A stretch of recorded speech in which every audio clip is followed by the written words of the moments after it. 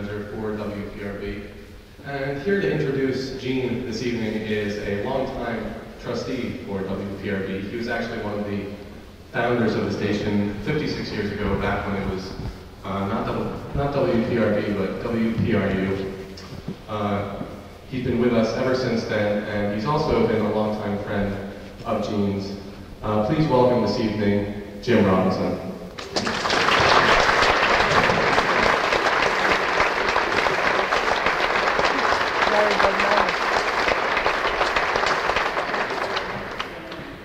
Yes, it really has been 56 years. Gee, it's great to see you all here again tonight in this mystical, legendary hall, Alexander Hall, and to borrow a phrase from our guest, I see that the New Jersey Mafia is looking over us as usual.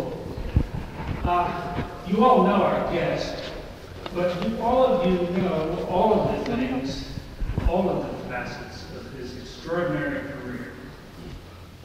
Radio, who can forget all of those years of the WOR broadcasts, of his humor.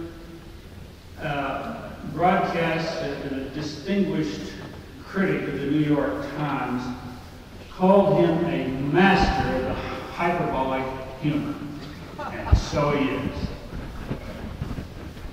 Also, from radio, we move on to television and the eminent series on America by Public Broadcasting, 2 series exactly, which enthralled America.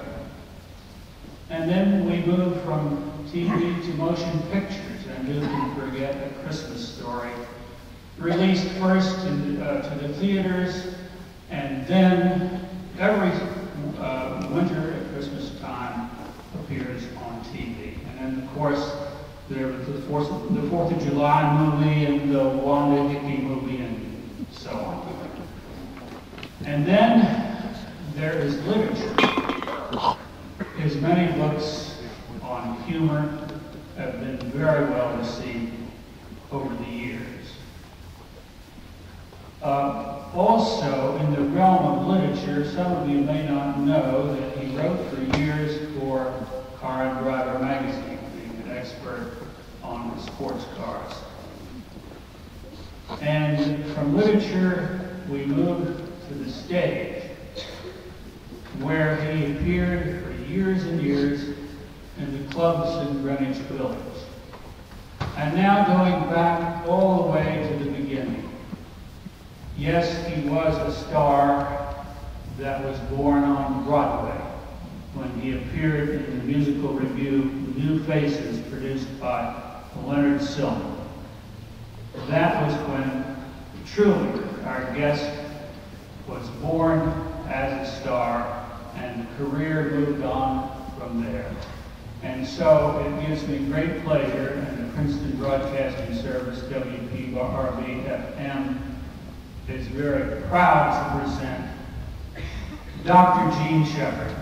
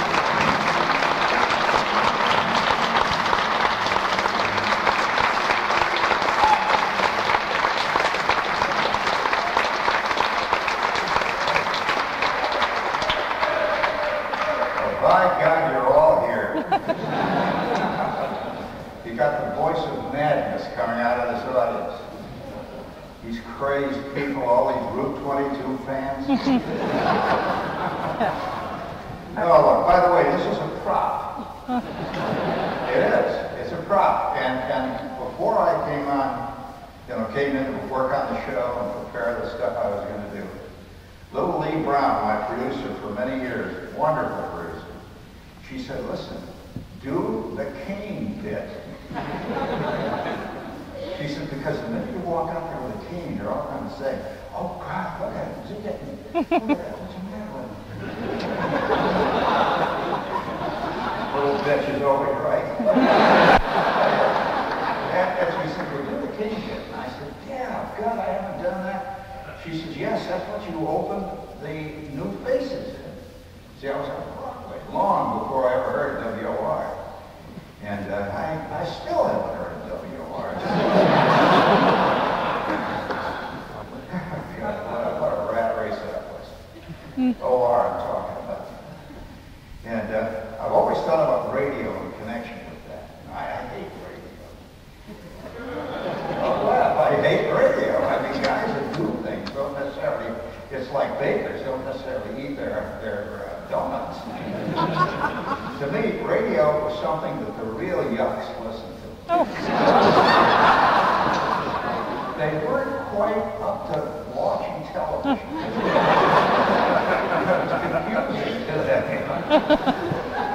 So they needed, real simple figures like John Gambling.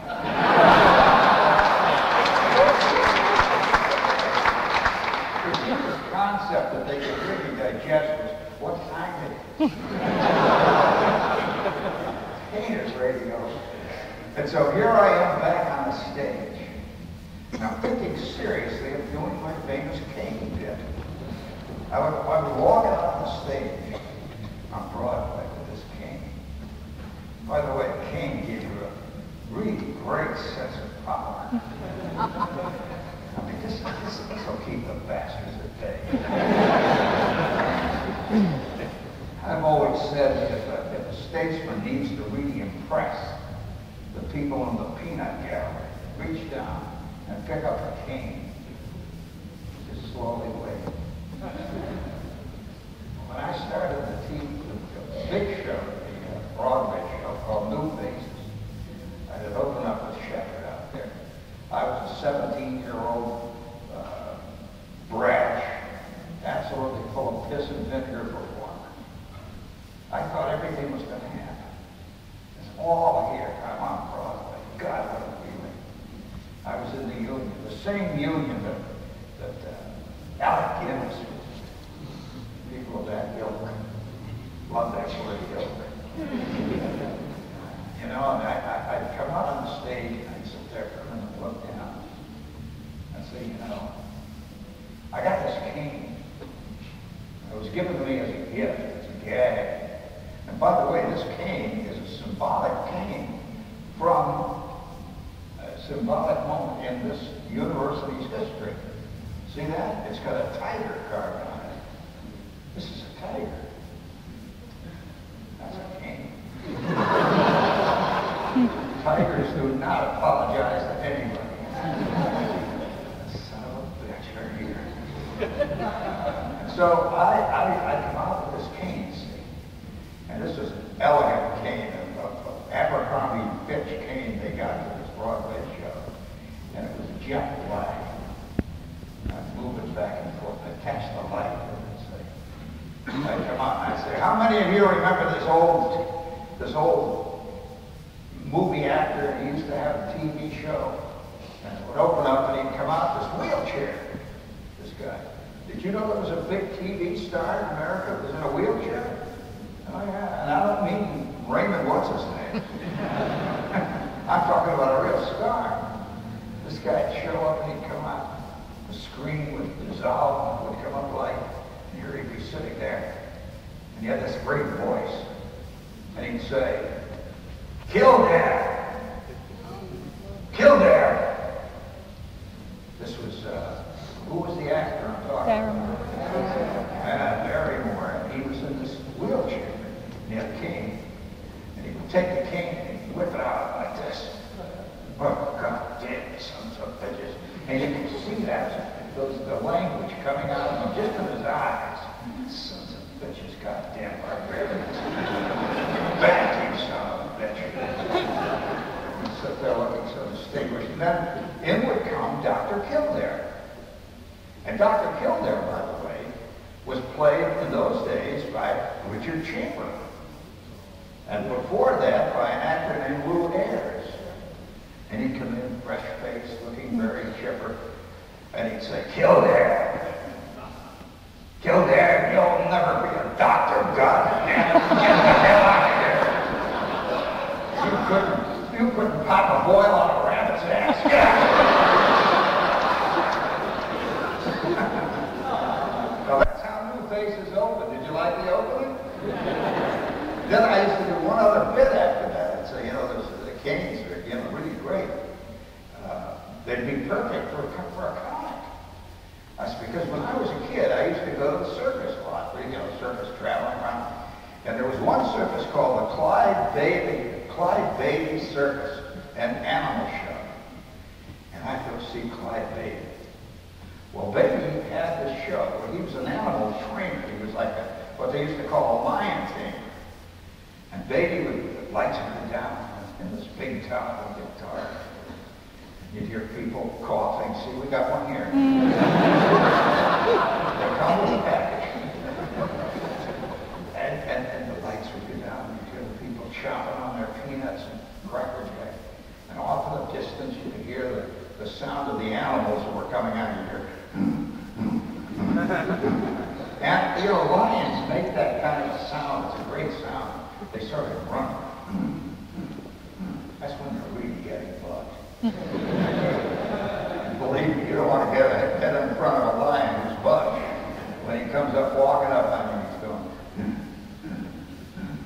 you can just taste your meat. And it would be dark, see, and you'd hear, and Beatty demanded that there was nobody else on stage at this time. And there'd be just this ring and this cage, this circular thing. And suddenly the light would come on, bright spotlight, and out would stride Clyde Beatty. He had a handsome face. He was kind of Greek or something, he had an accent. He had this great, everybody in circuses had accents. He had this great face, and he had this shirt opened up down to his navel. His white shirt, he had these white pants, boots up to here, you know, and he'd come out. Now most of the second-rate lion tamers carried whips. Not this guy. He came out with a cane. He knew the power of a cane. And he'd stride into this circular cage, and they'd slam the door open. By the way, all this was done in total darkness. You could just see him down there all by himself in the light. The cage would open, and then he'd hear, they know that the cage is open. Maybe we'll get him this time. This lion would come roaring out. He'd come running out. He's confused. The lights got him. He's going. Baby would go back, back, back, back, back, back.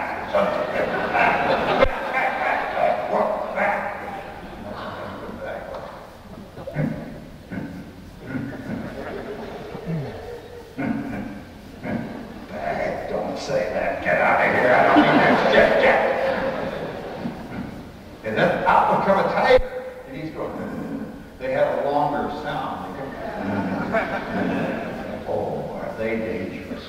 This tiger had eyes that just made you wet your pants. Look at him. He is no friend of man, and you can see it. He comes running out quick. The lion looks back at him and goes, now he's bugged at the tigers. And they would hit him on the ass, hit the lion. Shut up, Leo. Get up, strike, get going. Tiger, son of a bitch, get up there. Up. And these lions and tigers are now all up on their platforms, way high up, looking down at him, looking scared. And he's walking from one to the other with his cane. Anybody want to take on a human being here and knows what to do with it? You'd hear me. I'm sitting in the audience. I'm watching. Already I'm interested in showbiz. And it hit me. Jesus, that's just exactly what a comic needs. A cane. When he walks out in front of that He needs his cane to just say, all right, you sons of bitches. Again, crap. You over there doing with the coughing business. Everybody's seen now. Stop it.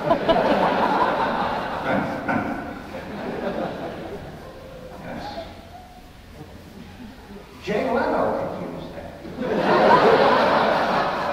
Certainly. What's his name on CBS?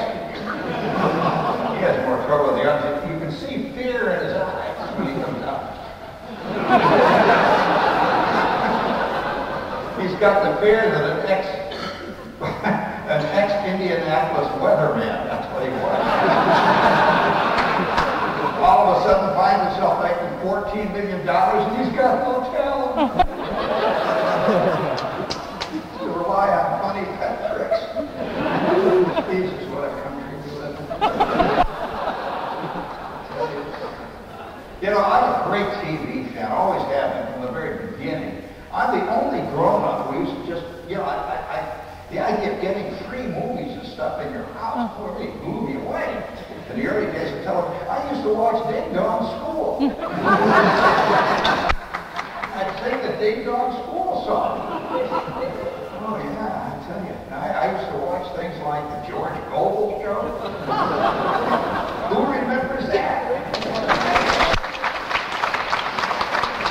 Wait, what did they call him on the show? He was called what?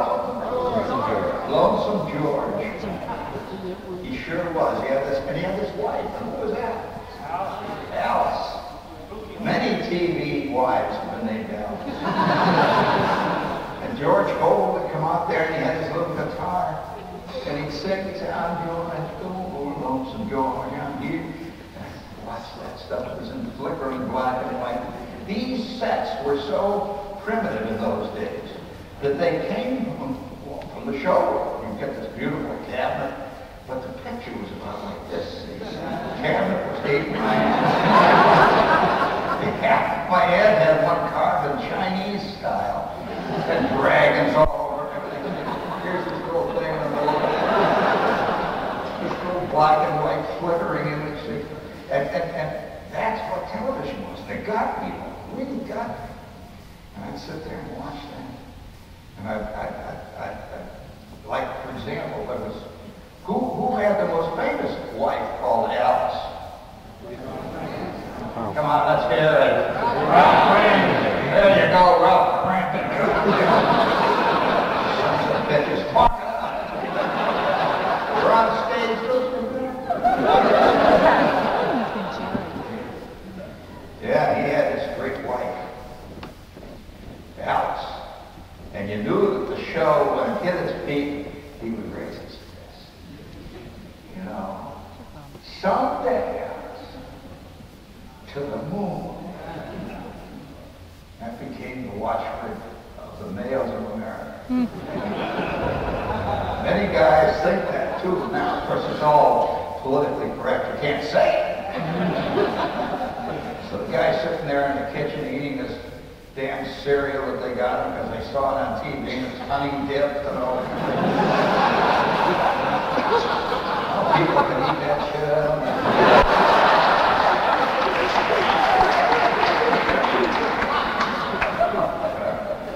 He's sitting there eating this stuff and he's got these kids doing this stuff. Kids are reading it, his wife is there blabbing away about friends.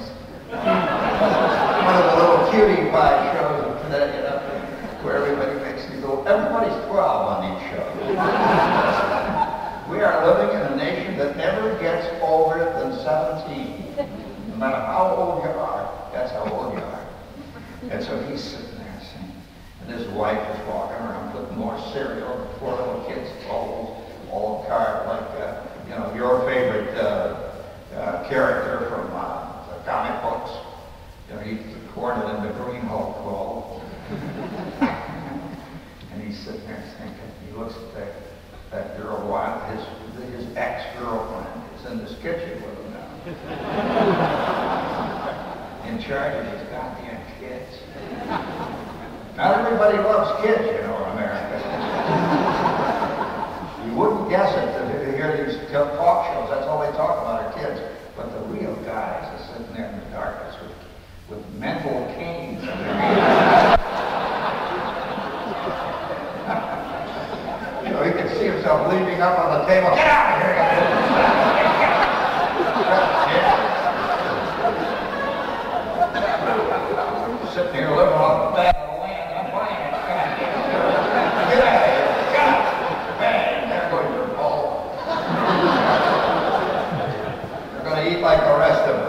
dry crust of bread and hamburgers. And there's a little thought goes through his mind once in a while. And the thought says, one time, Alice, to the moon. God, wouldn't that be an amazing moment in TV? If somebody ever did any of this. I mean, can't you see all these little elves on the Tonight Show hopping around playing their little guitars and singing and being so lovable and cute? And those two little guys, I think they're fat. I can't tell that. They live in this apartment all the time and they're afraid of everything. I know that. And can't you just see one of them going up to Phoebe or Rachel? You know, Rachel with the hair hanging down. And Rachel says something. And he says, God damn it, you're not. He looks at her, suddenly his ancient primal man takes over. And without any warning, and can't control it, his fist is cocked and ready to go, and bam! And sure, there she goes, right out the window of that coffee shop. And somebody says, there goes Rachel, where's she going? And he said, she's on the way to the goddamn moon.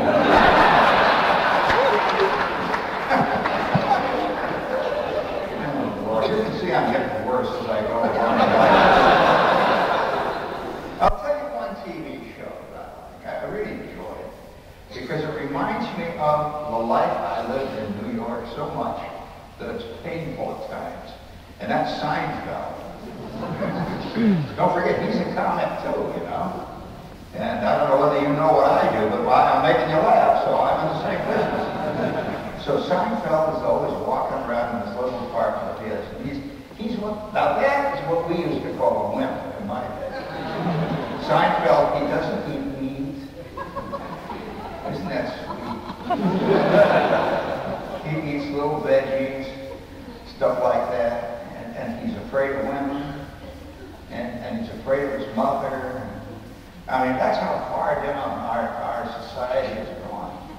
From Ralph Cramden to Seinfeld.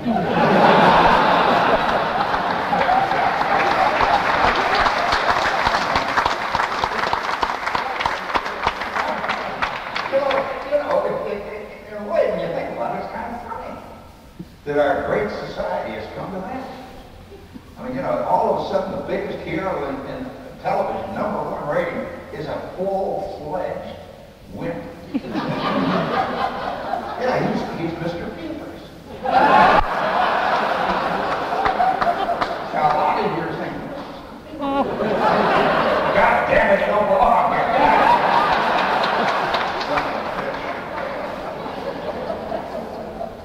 Wimps everywhere. Yeah, here he is, and his friend George.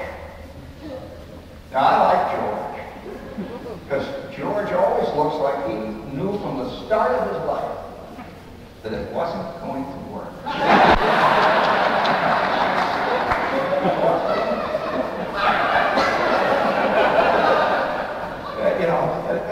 He looks at Seinfeld, and they all deliver their lines in what used to be called on Broadway top voice. They're always talking like this. George takes off his glasses and says, yeah, but from the very beginning, I couldn't get along with women. You know that, don't you? You know that. And Seinfeld listens to him, and he says, would you talk up, would you? I want to hear what you're saying. And they yell back and forth. All of America is watching. It's a great word they got in New York, crack. And they're laughing at it.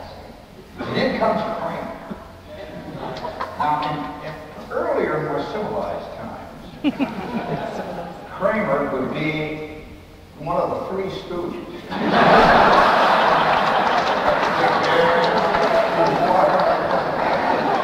He's got a Three Stooge walk. It came right out of Larry, and he walks like that.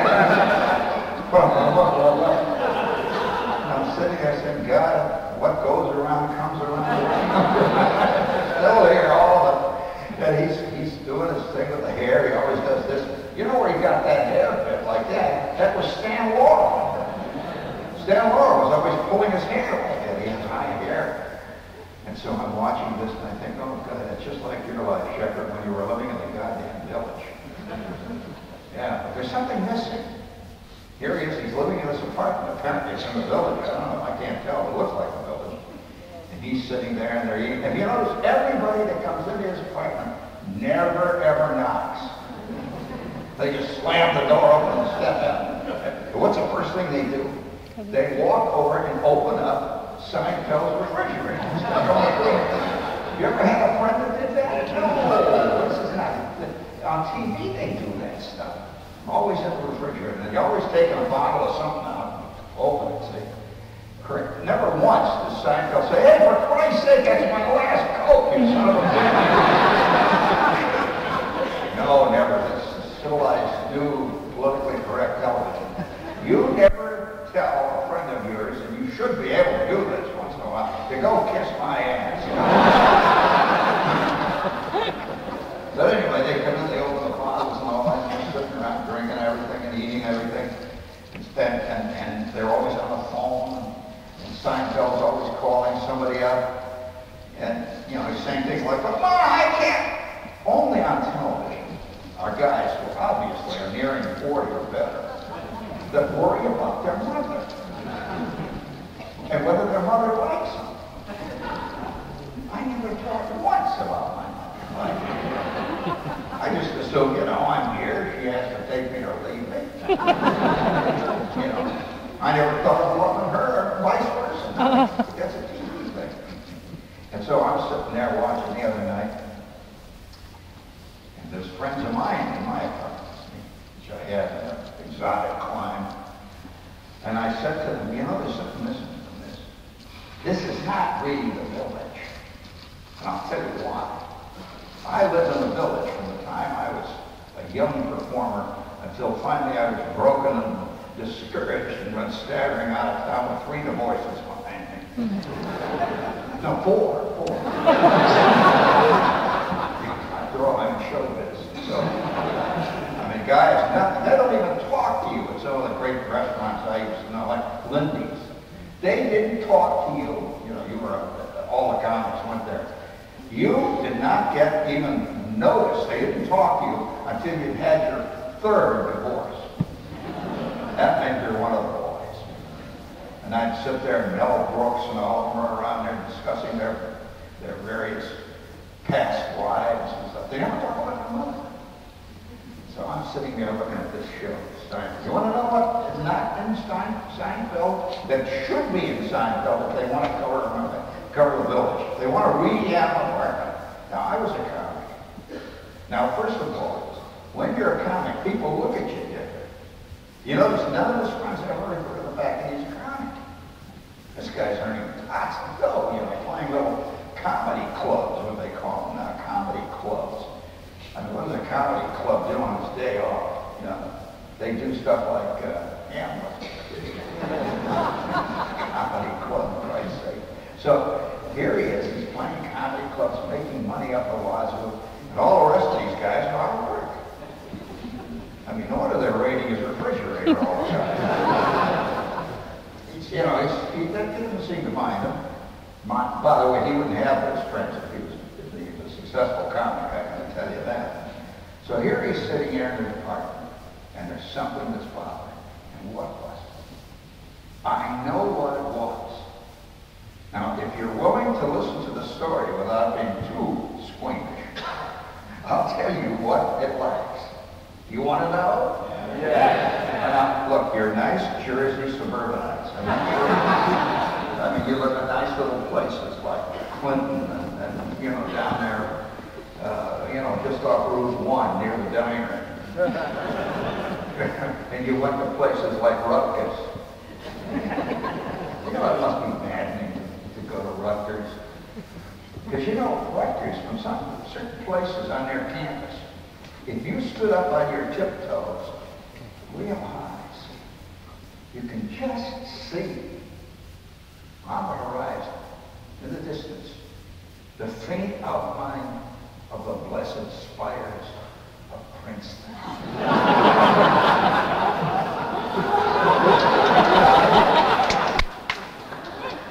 And here you are, here with all these yucks,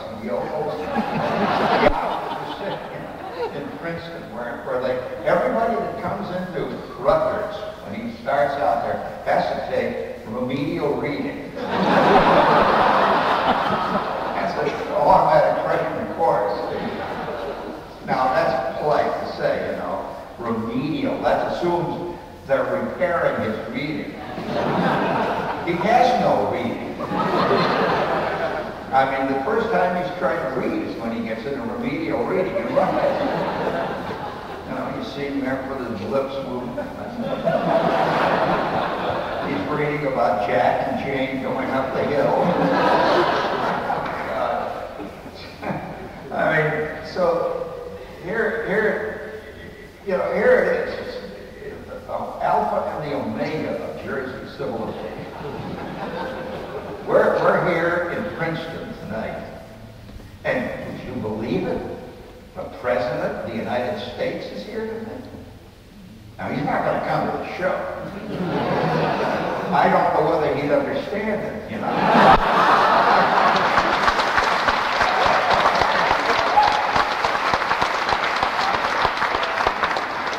I mean, Oxford and all that, you know, bucking the draft. They used to have great praise when I was in the Army. They used to call guys like that. How many guys in the Army, you know what they call draft dodgers in the Army? You know that? You remember that phrase? They call them, you ready for this? Oh, my God, there's a rock group. They're starting the serious part of the listen to them out there. That's the class of '94.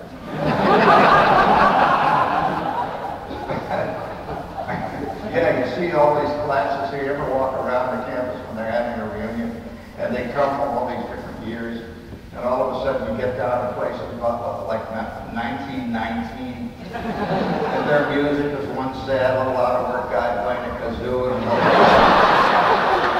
playing the banjo. And you go up and up and up, you know, and you go through the whole yuppie era. You know, they have groups like Led Zeppelin. Boom. But, you know, I'm sitting there watching this show. I'm not going to let you forget that that's what I'm talking about. and I said, you know, these people were nice people. They were in my apartment. We haven't had Seinfeld on. And they all knew that I'd lived in New York and everything. I owned New York at one time. I did, really. And as much as you can own New York, being on the tail end of the program schedule at WOI. Anyway, you want to know what they used to call guys like London? Yeah. They were called feather merchants. Did you know that? A feather merchant was a guy that ducked the draft. And so, it would be really great if some guy who was an ex-Army veteran is introducing Clinton here at Princeton. He says, and I take great pleasure in introducing to you the most successful feather merchant.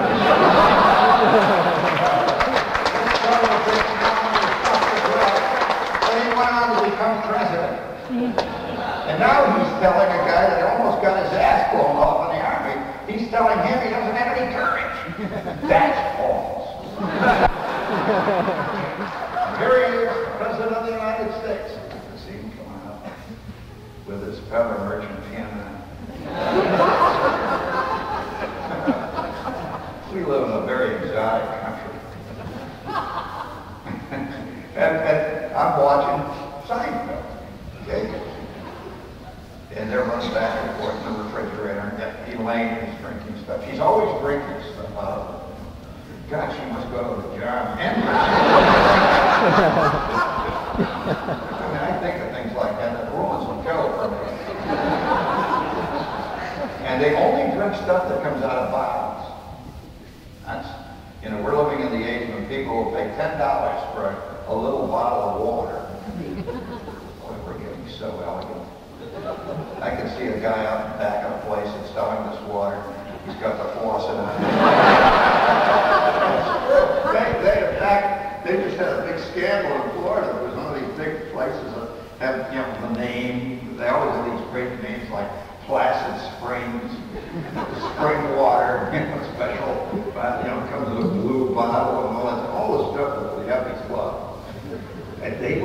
filling it out of the tap.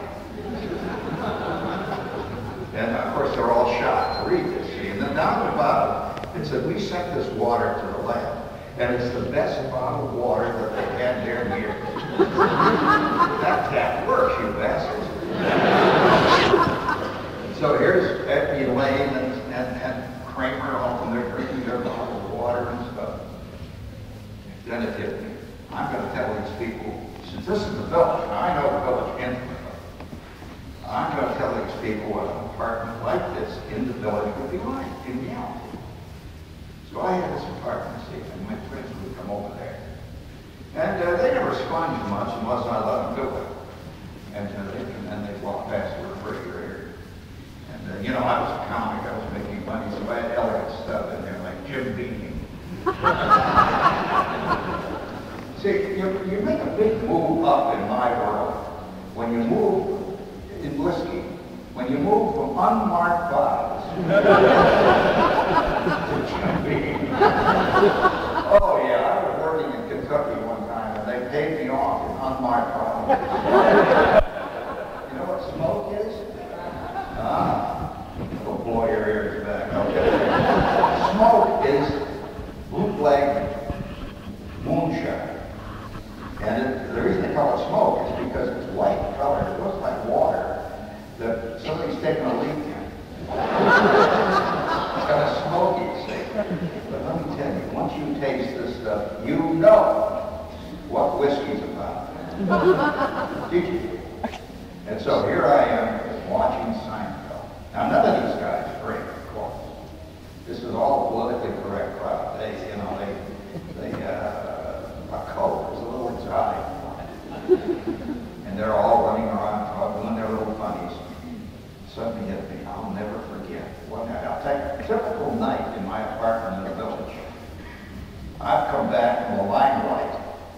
You remember the Limelight, any of you?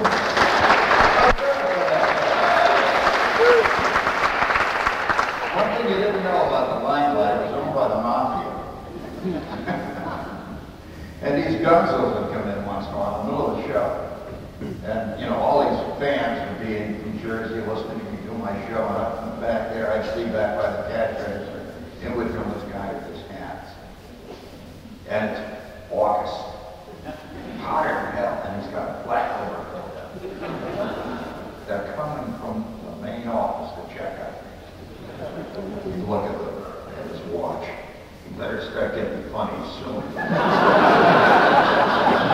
Yeah, you knew that's what they meant. So I'm up there, you know, doing my show, sweating like hell. And then finally, the show was over. So all the fans are telling me how great it was. They don't think I'm in show business. My fans never did. For some reason, they think I'm up there doing this for fun. I sneak out of the back and do this show. And what they, they figure that I really work at Bloomingdale's. Oh yeah, I remember a letter, a street letter a lady wrote to me one time, and she says, Mr. Shepard, I'll not tell anybody, I won't let your secret out, but I know where you really work. I was in Bloomingdale's the other day with my son, Clifford. Clifford is such a nice boy, and he loves to wear colorful ties. And we were back in the colorful tie department, and my God, there you were selling ties. All these years in show business, these terrible struggles with agents, all this business of taking auditions and all that, and now I'm working in the tie department of movies. God. So people don't think I'm in show business. In fact, I remember one night I did a piece here, right here, about show business, about some guy in the show business. And somebody came backstage, and he was from one of the local papers. Come on, Shepard, don't give me this crap. Give me a real talk. What the hell? What do you know in show biz, for Christ's sake? And why would you know? So I'm sitting there watching Seinfeld go through his routine. It hit me. That night, I remember so well. It was a rainy night in the village. I had finished my show at the Limelight, and it was a particularly tough show. Yeah, they had a rock group at the lesbian bar next door.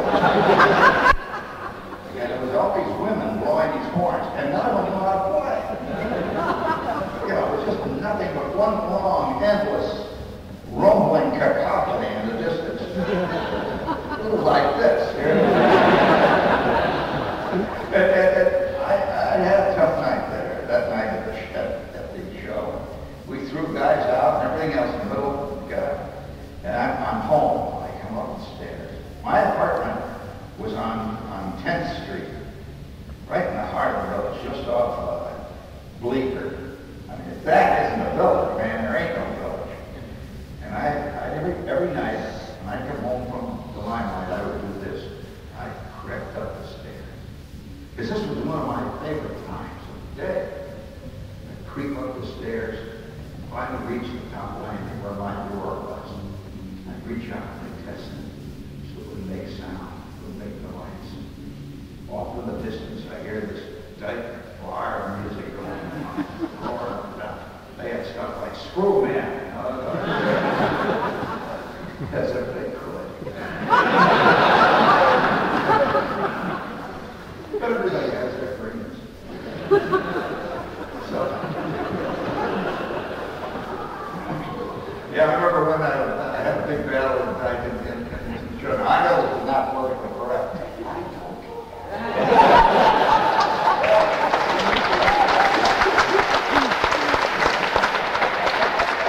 I can hear people leaving already.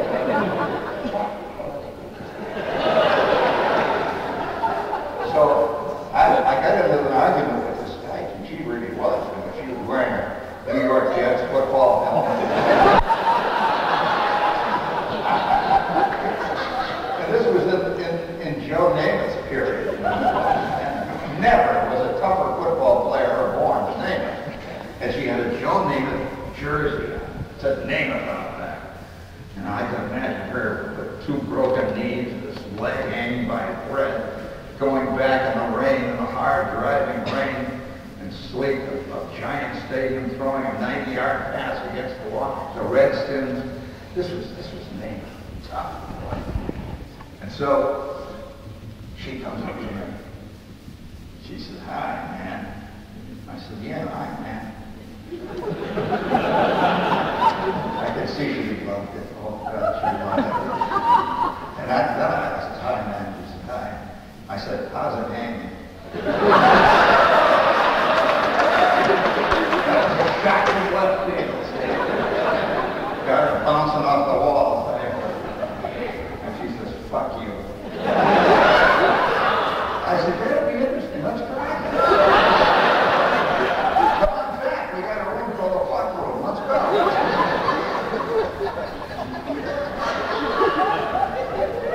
I know there's only a few of you who are laughing. The others thought they were coming in here for a cultural evening. The president is on campus now. Listen to this guy, this Yahoo. So, yes, I represent the voice of the underbag. I represent the voice of the guy that sits in the back seat of the 73 Dodge and makes comments. The other guys are having fun. One guy owns a car, he's rich, he owns it. And the other guy's up there, he's smoking, guinea stinkers. Hey, you know what a guinea stinker is? That is a cigar for men. And when you can take a guinea stinker and light it up and smoke it all the way down to where it's supposed to be smoked, you don't put it out in the hand, you go out like that. And the guinea stinker goes sailing out there. They're a little short, black, angry cigar. And the day that I see some lady, one of the ladies of let's put it this way, sexual questionable, smoking a guinea stinker, I will know they're a threat. They're coming up the ladder. And the next thing you know, they're going to be spitting and blowing and honks out the window. Stuff like that. It's awful what men do. I remember one time being in the Army, and I'm in the barracks, and I walk in there, and I see all the guys down at the other end of the barracks. It's about 9 o'clock at night. I was coming back from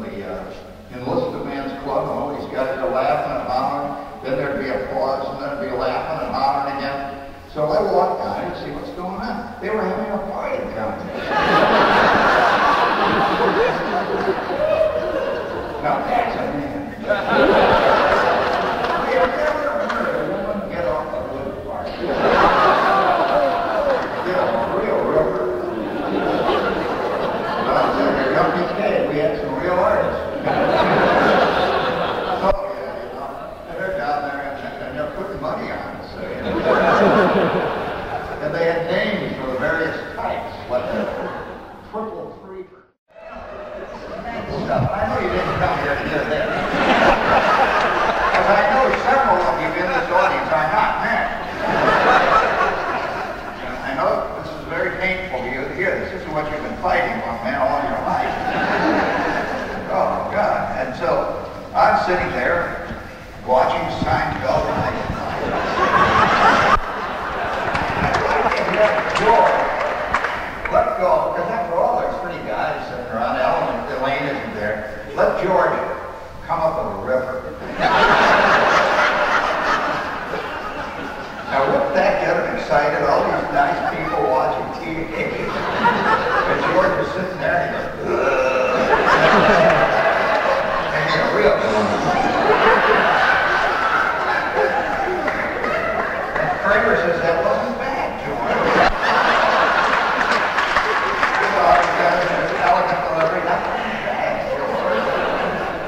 George says, oh, God, yeah, oh, I feel better now.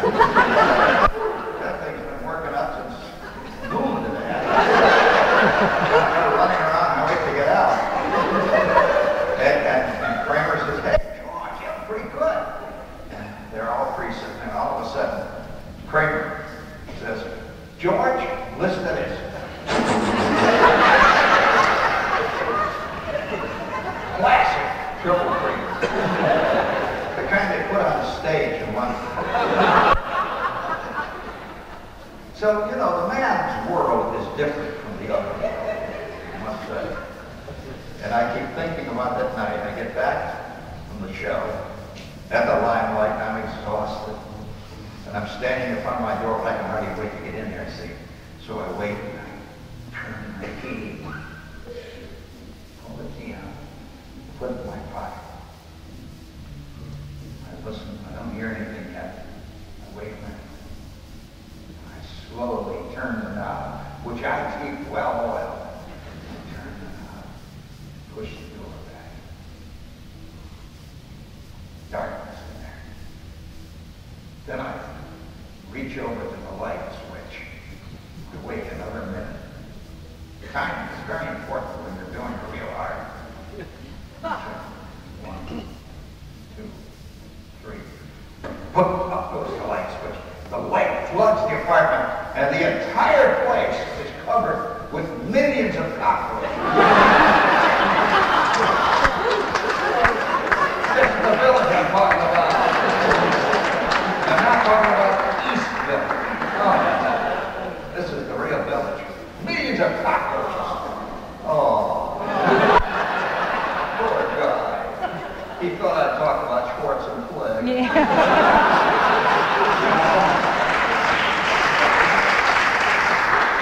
But every year when I come in here and do a show, I always do a different one. And I'd wait for that second. I'd watch those little buggers running around. They're confused to see the lights on. And I leap into the room and I start stomping.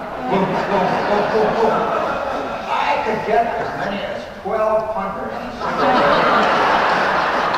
Sometimes I'd get in and I'd really catch them off guard. And they'd have little marching bands going on. I fought cockroaches all the time when I was in the village. As a little Italian grocer down at the end of the street, you could call them cucarachas.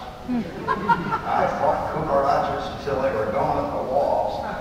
And I finally knew I had to leave the village when I saw them carrying the toilet out. Millions of them, they were all holding it up. God knows what they were going to do with it. So, I wish they would pull, that would make a great Seinfeld. Can't you see them all killing cockroaches and yelling and hollering? And George gets a magnificent cockroach on the wall there. And in fact, I had a cockroach that I got one night. I couldn't throw it away after I did it, so I had it mounted.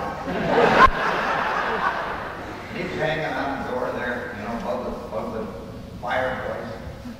And I thought about that. I said, Jesus, that's the village. I mean, you know, you gotta face it. But of course, my life, now I don't know about other people's lives, but my life has always had incidents of this kind. I've seen the underbelly of life. I mean, I remember lying in my bunk in the Army, and I remember one night, something came in, this was in the tropics, hotter than a pistol.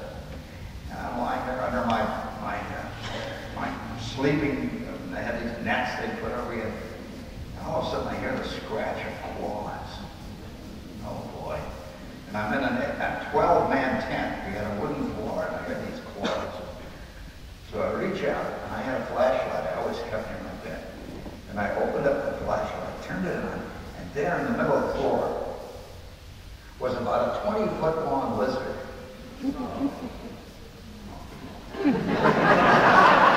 I'm sorry. This was a lizard. I could change it into something nice. You know, like the Seven Dwarfs. Probably like that. You know.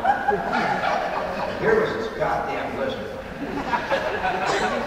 And across the tent, this is what they call in the Army a parameter tent. They have these bunks set at angles all across there in your religion. Here's this lizard down there. And he's looking, see, he's confused because the light's confused him. And I reach out and I say, hey, Gasser. He was across the bunk. Gasser. He said, yeah, what do you want? Jesus Christ. What time is it? I said, Gasser. Well, who cares what time it is? There's a goddamn lizard here. He's on the floor right next to your bunk. I said, boy, he said, son of a bitch. I thought that was the first sergeant coming.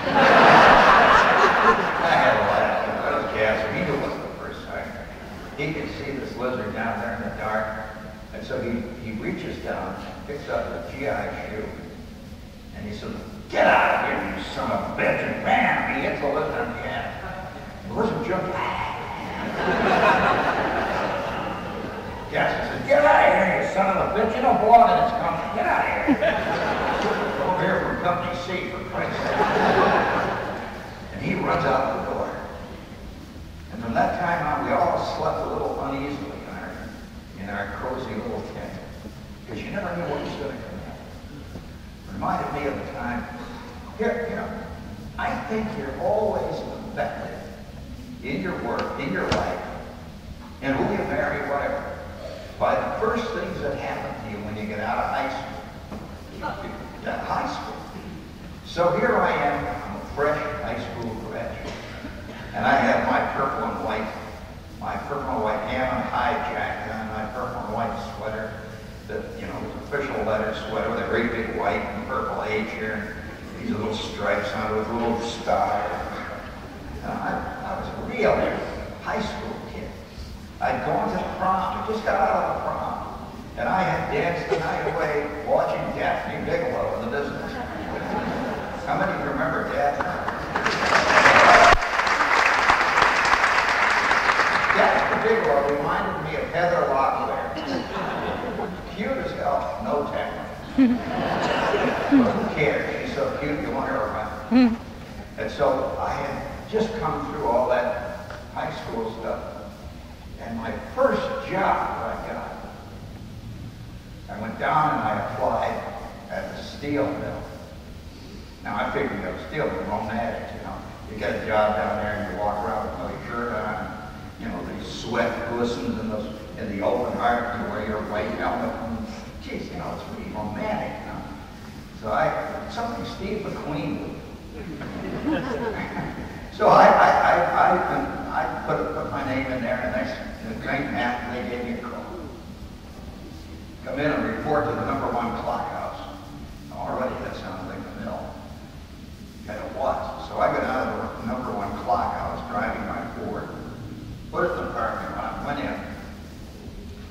There's a guy sitting at the gate, and I said, I'm here I'm going to work in the tin mill. My name is Shepard. Yeah, the tin mill sorting office. Oh, yeah. I said, oh, yeah. Okay, you're going to work for Chet Gouch. I said, yeah, Chester Gouch. And so 5 minutes later, I'm in the tin mill office.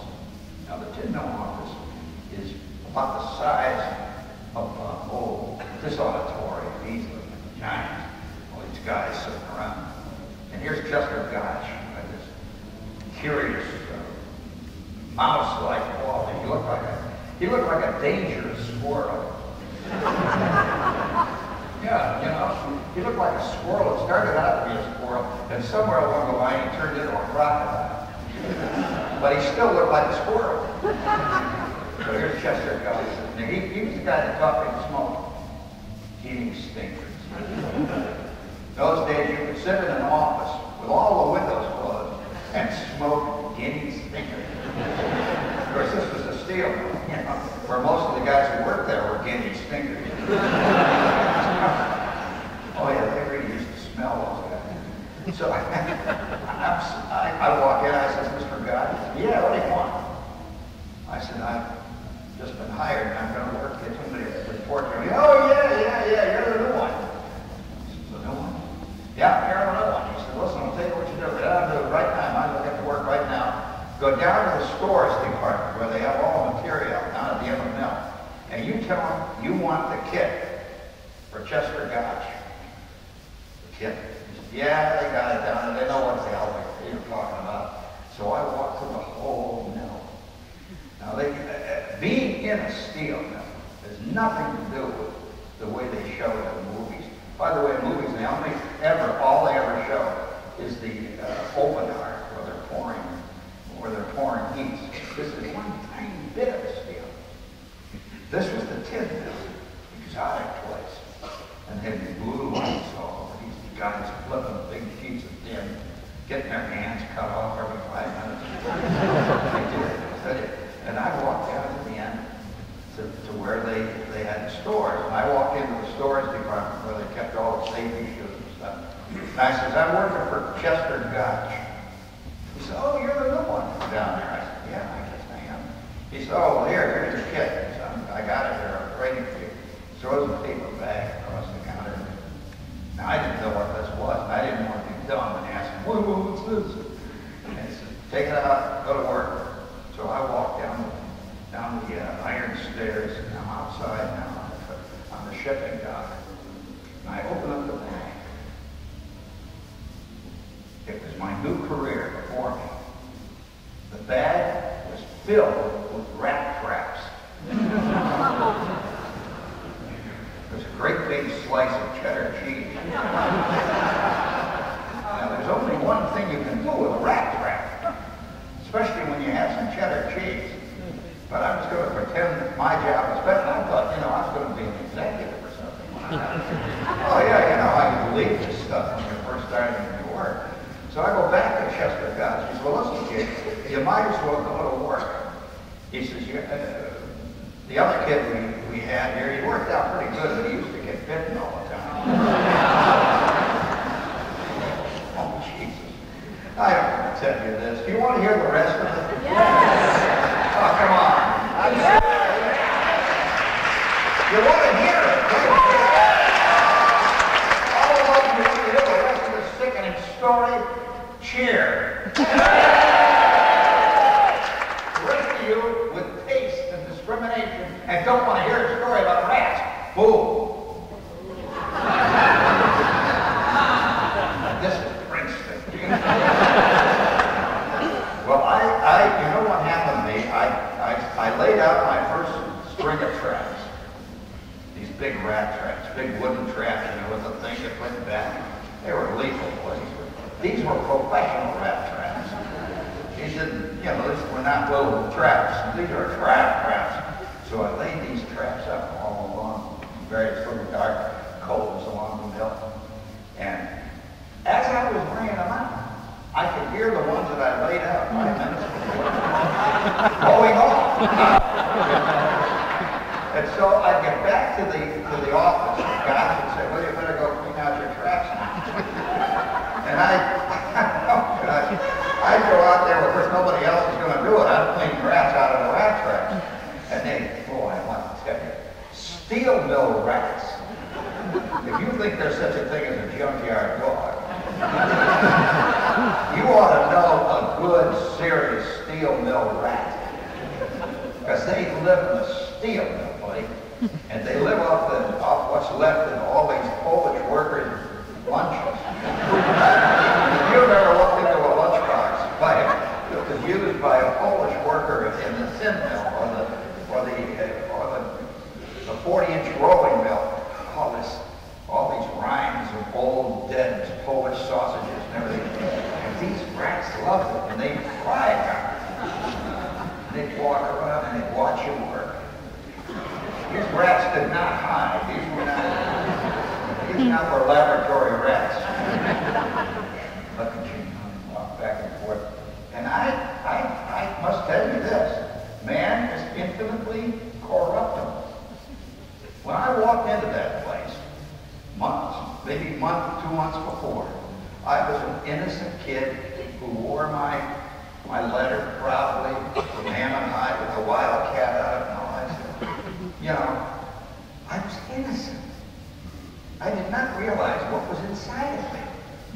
Inside of me, I discovered within a short time, was a dedicated, devoted, predacious, mean rat killer.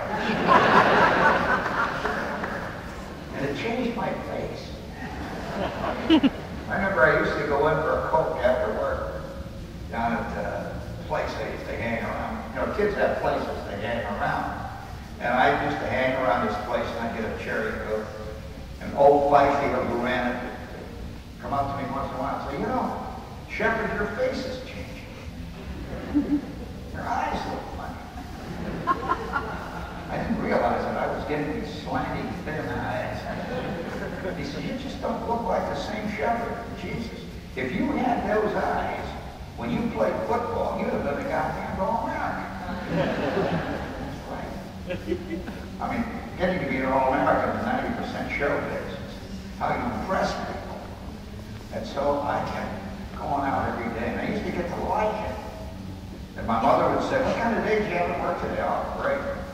You know, I had this great big bag of dead rats. Got 2 bags full today. Oh, well, one day, it had happened, and it did. I had come back to the office, Chester Gotch was sitting there making out the lading reports. He's sitting there working away with his giddy sneakers, working. All of a sudden the phone rings. He reaches over, yeah, Gotch. Oh yeah? Where is it? Down on the loading dock? Yeah, okay. Hang on, I'll tell him. Hey kid, you got a real case down there. I knew it could happen. You got a real case down on the loading dock. You gotta get going quick. He hung up the phone. Well, I jumped up, you know, I'm going to action. There's a rampant rat down there. So I didn't realize how rampant it was. So at that point, I get ready, I'm girding my loins. Now that's something you guys can't do. You see ball players do it all the time. They get up there, you know, just before they walk up, they gird their loins. Pull it all together, you know, they feel that jock strap grab on them. They're ready to go. So I gird my loins. And God says, listen, wait, before you leave, you got to take the gun.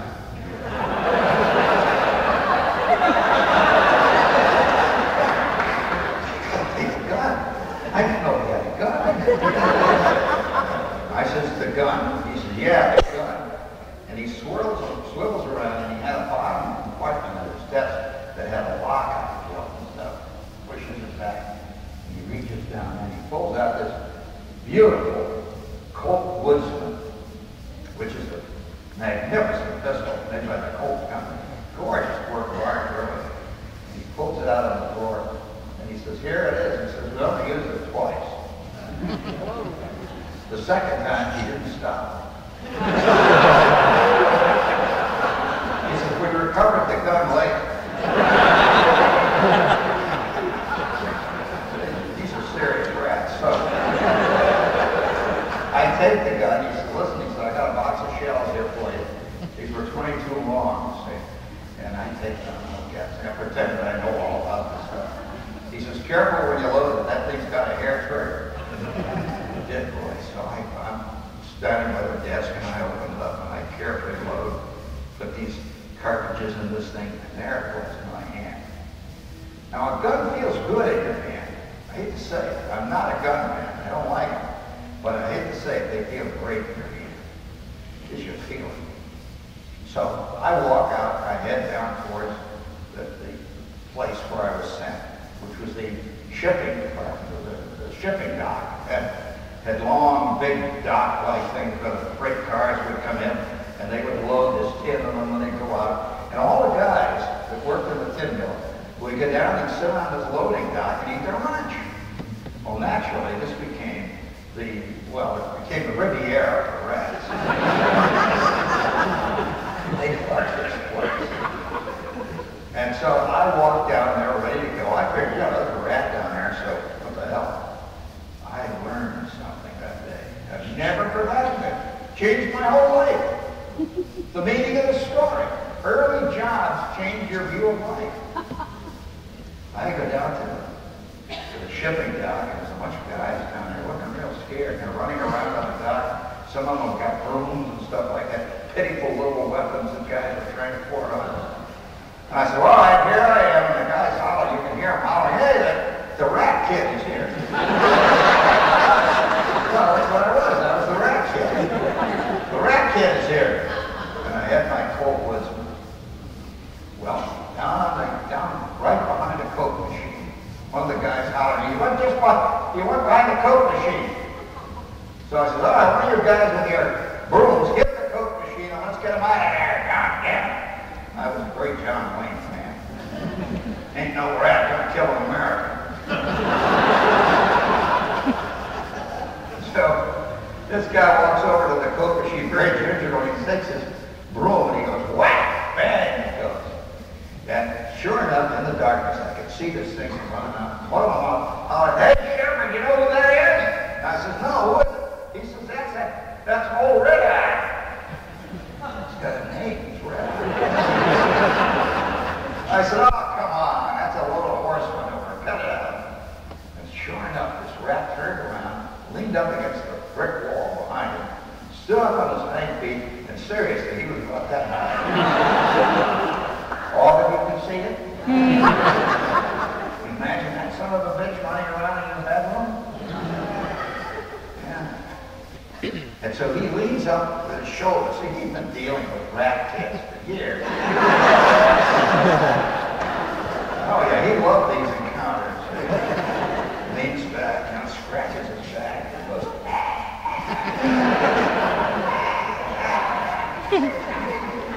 and that's a funny little sound like that, and their claws were out, and his eyes were blood red.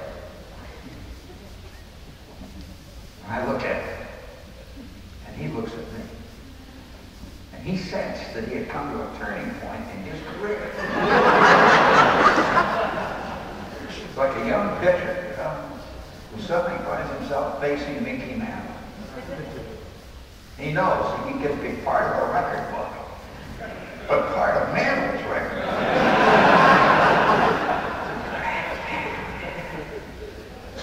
I take out my gun. See, I had it in my overalls, and I pulled it out, shining. And the guys were cheering. Oh, that kid's got a gun! Oh, my God! He'll never get it with that gun. He needs a Magnum or something. So I look at this rat, and he looks at me. I said, all right, you son of a bitch, you red-eyed bastard. You're facing a guy who is serious about rats. I don't take any crap from any rat that ever left. You could see this rat saying, oh yeah, you ain't met red-eye, you ain't met me yet. He starts to move forward. Oh, gee. Now, my first instinct was to do what everybody, with any sense at all, your first instinct when this guy is coming at you is to run. Turn and run. But here, all of my fans were around. See, already I was building a following. I was known as the Rat Kid. So I take the gun and I said, now look, I And I slowly squeeze off the first one. Whack! This gun jumps up like that. And you can see the rat. This is a new deal. The rat leans back. He's been hit. He goes, ah, ah, ah, ah. Oh, I said, you like that one? Well, I have another one for you. Whack! I says, all right, now I'm going to get you now. The coup de grace, we said in French class. Walk up to him. He suddenly got scared. His red eyes turned gray. And he turned and ran right out the door and right out in the outdoor loading dock. Down, he went down into the place where the rails were, and he took off. This was right on the lake, by the way. He took off, and he was heading for Chicago. And all the steel mill guys, all the guys that worked down in the loading dock and the pickling mill, all these places down there, all these tough, mean bullocks, they all started to cheer. Hey, for the kid, the rat kid, he did it. He got old red eye. The rat kid did it. Yay, yay. And I put my gun up to my face. I see John waiting up the road. You got to get that smoke out of there. Tucked it away. And I swaggered back to our office. I mean, everywhere I went, the word spread. The guys were cheering because the guy got red eye here. And I came into the office with the gun. I laid the gun down on Gotch's desk, and I said, you know, Gotch, I hate to use a gun. But when a man's got to do it, he's got to do it. A man has to do what he's got to do. And Gotch says, Jesus, the phone just rang, and Snyder down at the shipping department said, you did it, Brady did it up good this time. You popped that bastard, and he took off. I said, yeah. Sure did. I go home that night, and my mother says, how'd you do in work today? I said, well, I did great, mother. Just terrific. I got a rat farm that was such a magnificent rat, he should have been in the Lincoln Park Zoo. In fact, he probably will be. He just took off for Chicago. Oh, that's funny. You know, she gives me the meatloaf. I came out of a meatloaf culture.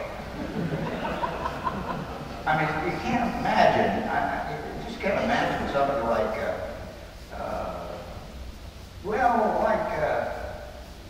what's his name on ABC? Peter, the news guy. What was that? Jennings. Can you imagine him having meatloaf?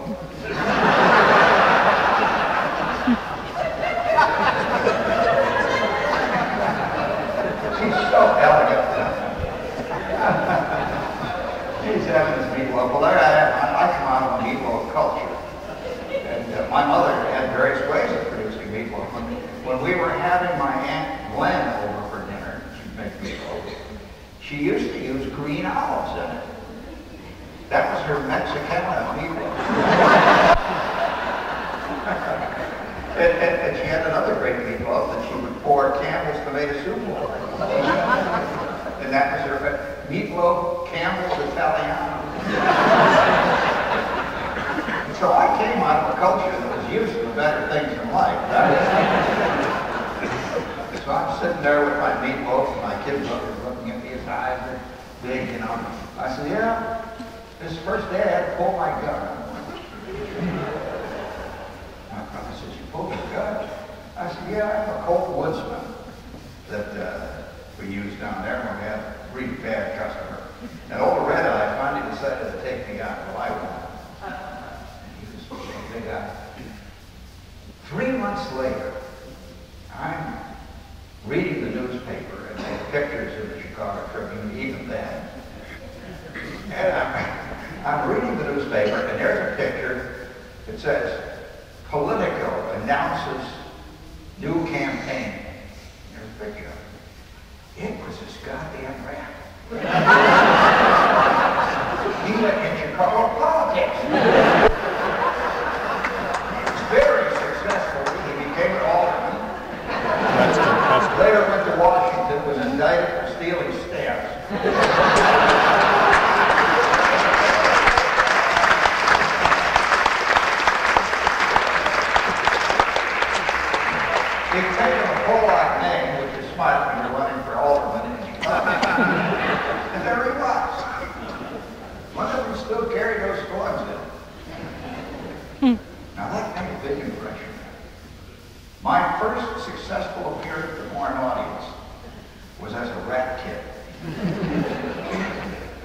not the kind of audience that Johnny Carson ever had.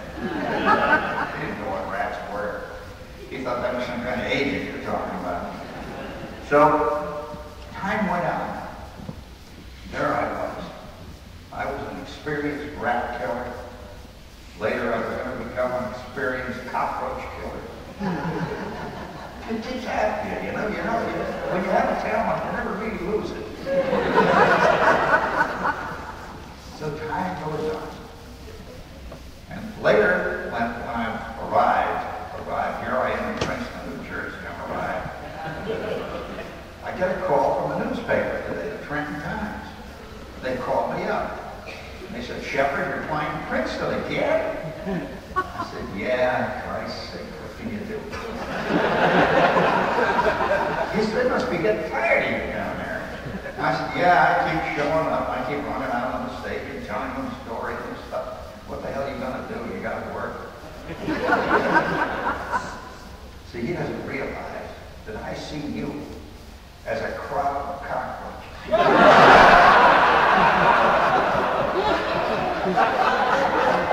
Every last one. Furry-headed bastard.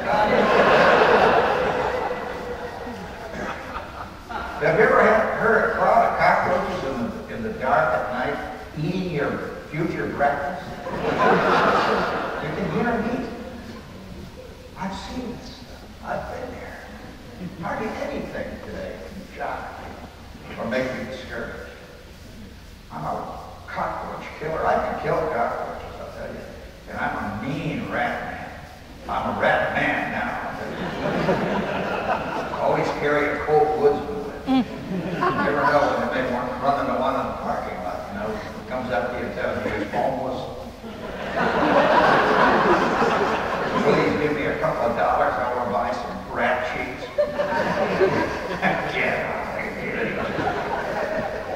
So here it is. They called me up and they said, we want to ask you, as a performer, you're playing Princeton. That's a pretty elegant place.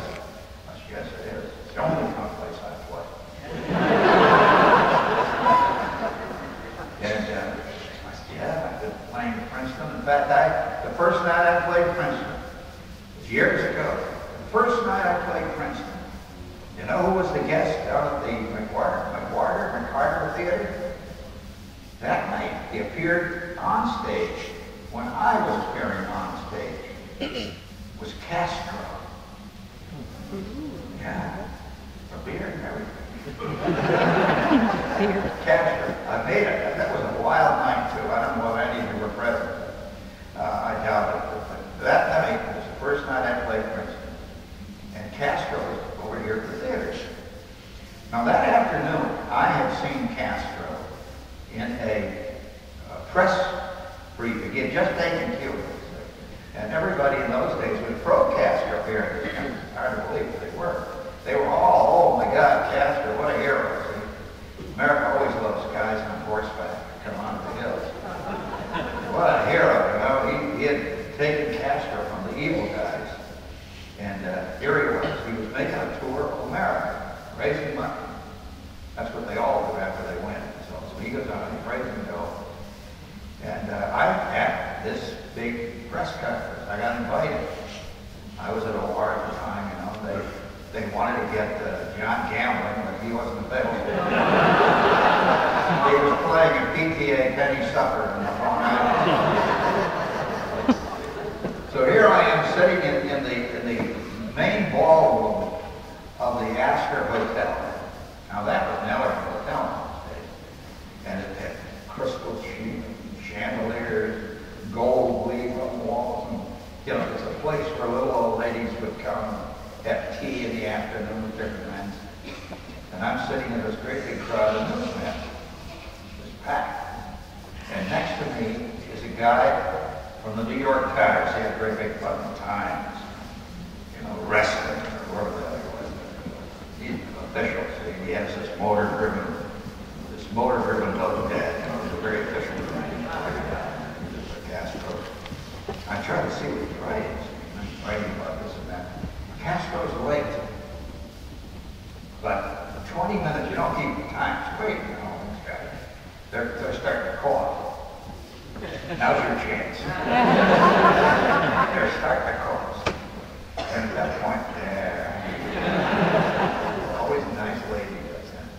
So Castro is not there. So, you know, guys are getting a little shifty about this thing, you know, the cough. It's like, what the hell's going on?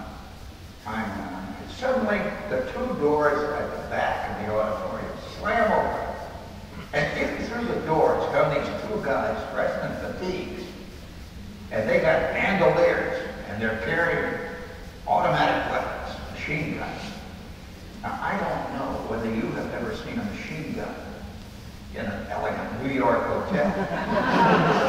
It's an attention getter. Now, most of these nice people have never actually seen one. They saw Lee Marvin movies where they used them. And to see one of them, you know, you can smell the oil and everything. And they come in, they sweep you out. Looking down there, and they got these fatigue hats. In he comes, surrounded by 3 minions.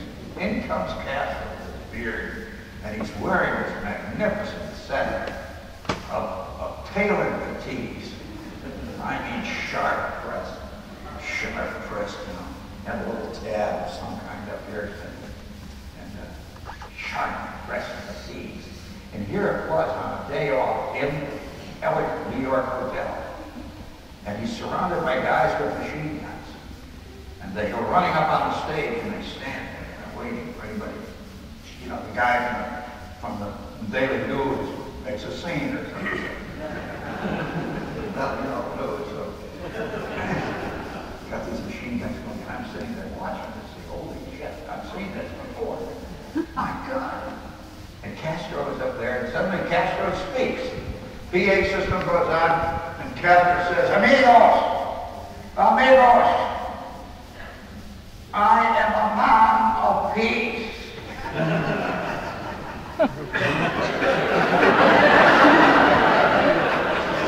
His fatigues were glistening. And the guy from the Times next to me writes down, I can see him writing. He writes down, Senor Castro is a man of peace. You can read the bastard. That's one thing about Americans. They always believe what a foreigner says. It's only our own politicians we don't believe. Anything a guy like Castro says, well, that's what he is. He's a man of peace. So I came on the stage that night, and I had seen this. Now I'm here as a comic, lightweight. So I get up there and I said, all right, you guys, you all heard about Castro at the Hotel Astor today, right? And I go, hey, Castro, viva Castro. And I said, now, wait a minute. This guy comes on. He says he's a man of peace. And he's wearing these beautiful tailored fatigues. I mean, he's really tailored to the nines. These are fatigues. And he's with two guys with Russian machine guns in their hands. I said, and this is a man of peace? And the Times guy was writing this down, a man of peace. I says, in the New York Times, tomorrow morning, in their first morning edition, will report on the editorial page, Senor Castro is a man of peace. I said, I saw this man of peace. And let me tell you this.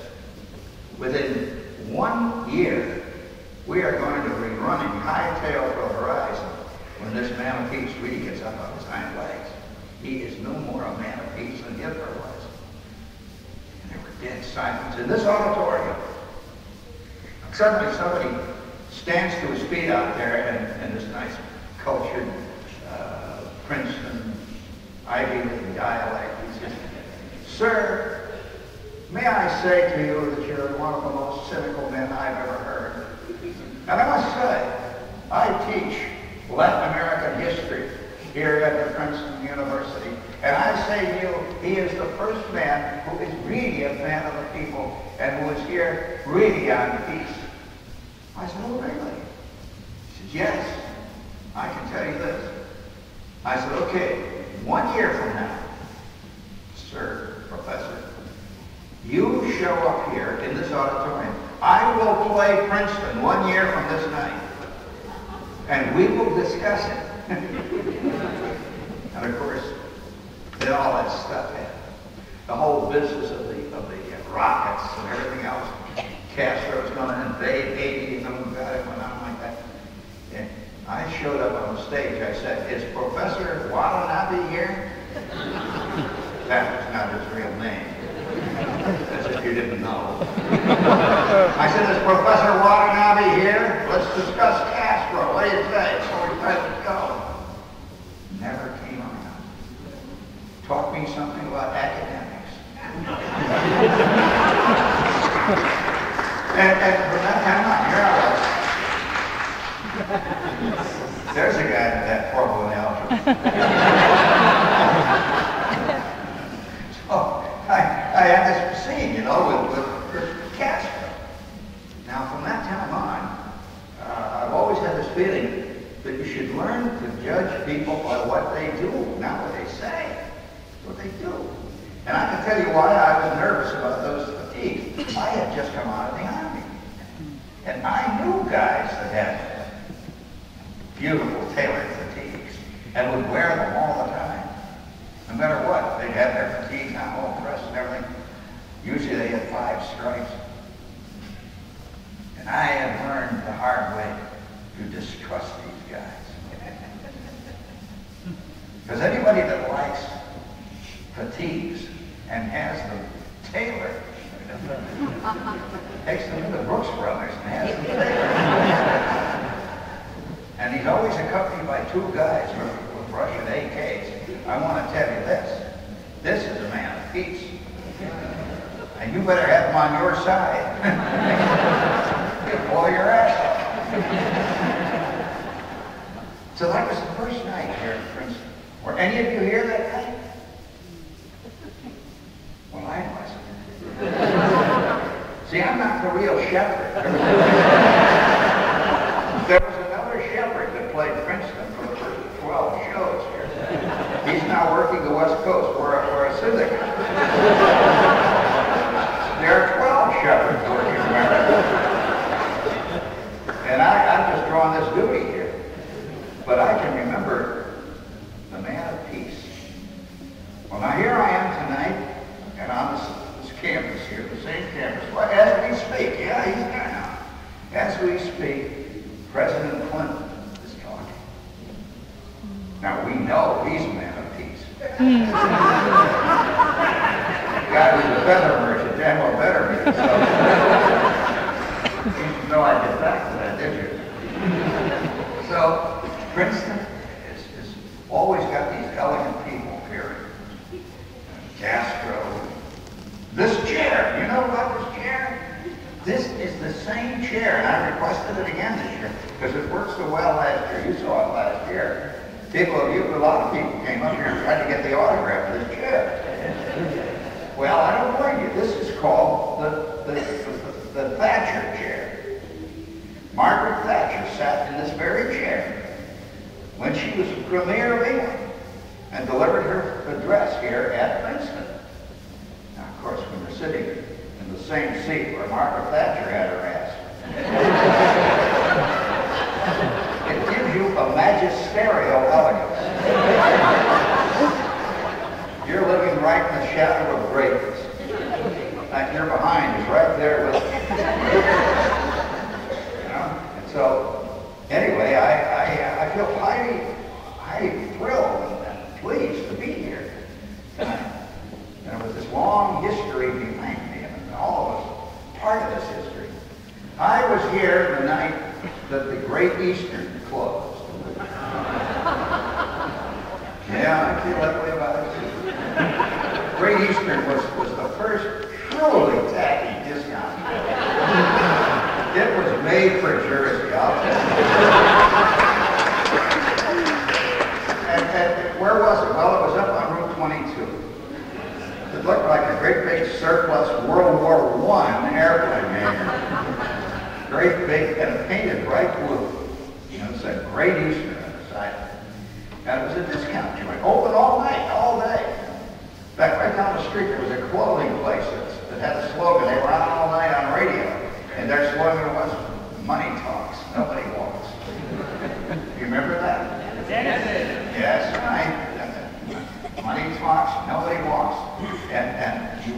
come in there and have a cup of coffee with them. And so we have a genuine artificial waterfall. Now that's and I remember one sad night I'm driving along